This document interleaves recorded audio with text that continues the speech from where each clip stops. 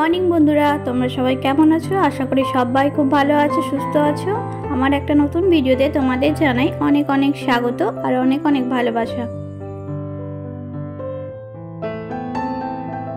তো এখন বাজে সকাল 8টা মতো। তো চলে এলাম প্রথমেই রান্নাঘরে, চাটা করে নিচ্ছি, কারণ কালকে রাত্রে অনেকটা রাত্রে ঘুমিয়েছি, তাই সকালে উঠতে অনেকটাই দেরি হয়ে গেছে। বুঝতে পারছো, সকালে লেট হলেও চাটা একটু দরকার, কারণ ঘুমটা ঠিকঠাক হয়নি। তো তাই ভাবলাম চলো আগে সকালে উঠে আগে চাটা করে নিই, তারপর কাজকর্ম শুরু করা যাবে। তো এদিকে করে নিলাম 2 কাপ চা। তো চলো চাটা এবার ছেঁকে নিই।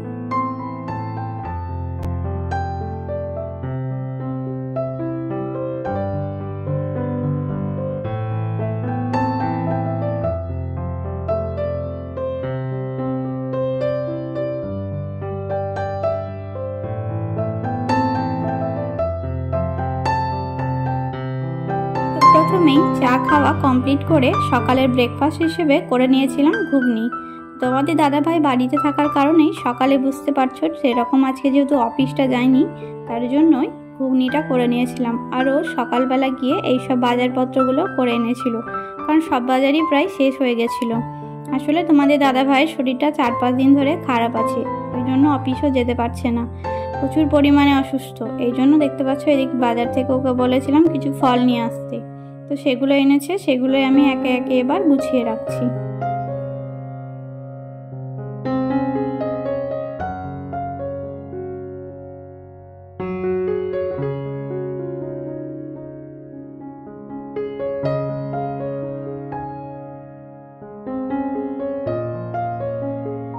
তো আমার যেগুলো সকালের কাজকর্ম সবগুলোই সারা হয়ে গেছে। তো এদিকে স্নান করে আমি দুপুরে রান্নাবান্নাটা বসাবো। তো ওর যেহেতু শরীরটা একটু খারাপ, ওর সেরকম কিছু খেতে ভালো লাগছে না, তো বাজার থেকে এনেছিল চিকেন। তো আমি ওকে টক দইটা আনতে বলেছিলাম, তো সেটা এখানে ঢেলে নিচ্ছি। তো চলো আজকে ভাবলাম চিকেনটা টক দই দিয়েই করা যাক, আর বাকি যে বাজারপত্রগুলো এনেছিল একে একে কৌটোতে সব ভরে রাখছি।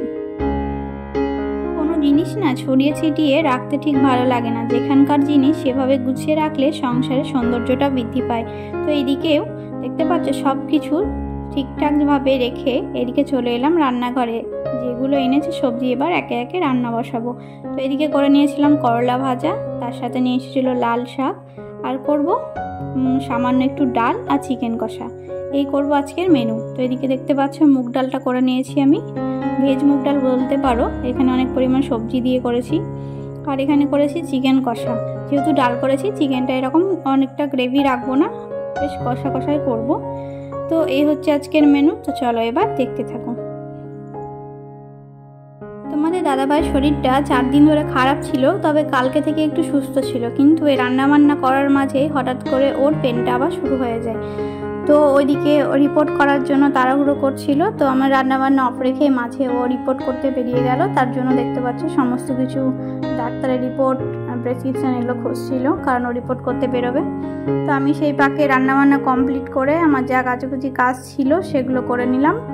তো যে ও আসবে তাড়াতাড়ি রিপোর্ট করে তারপরে ওকে খেতে দেবো, কারণ সকাল থেকে সেরকমও কিছুই খেয়ে যায়নি।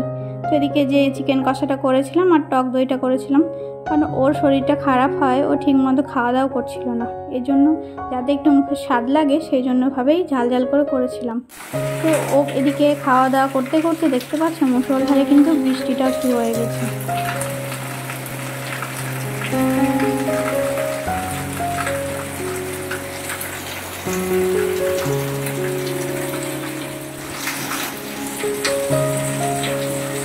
খাওয়া দাওয়া করে একটু রেস্ট নিয়ে যখন সন্ধে বাজে 5টা, তখন উঠে এদিকে এলাম। জামা কাপড়গুলো মেলা আছে, তো সেগুলো তো তুলতে হবে, তাই বাইরে এলাম। তো দেখতে পাচ্ছ সূর্যের আলোটা হালকা হালকা আছে, অন্ধকারটা হতে যা শুরু করেছে। তো জামা কাপড়গুলো এবার আমি একে একে তুলে নিলাম। দেখো সন্ধেবেলাটা আকাশটা কিন্তু খুব সুন্দর লাগছে, আমাদের সামনে যে সবুজ একদম বাগানের মতো হয়ে গেছে না, দেখতে দেখো খুব সুন্দর লাগছে সামনেটা দেখতে। তো এখন বাজে সন্ধে 6টা। তো তখন আমি চাটা বসিয়ে দিলাম, চলে এলাম রান্নাঘরে চাটা করতে। তোমাদের দাদাভাই বলে একটু চা খাবে, তো আমি আদা দিয়ে চাটা করেছিলাম, আর ঘরে ছিল এদিকে চিড়ে ভাজা, সেটাই নিয়ে নিয়েছিলাম। চিড়ে ভাজা দিয়েই সন্ধেবেলায় চাটা খেয়ে নিলাম।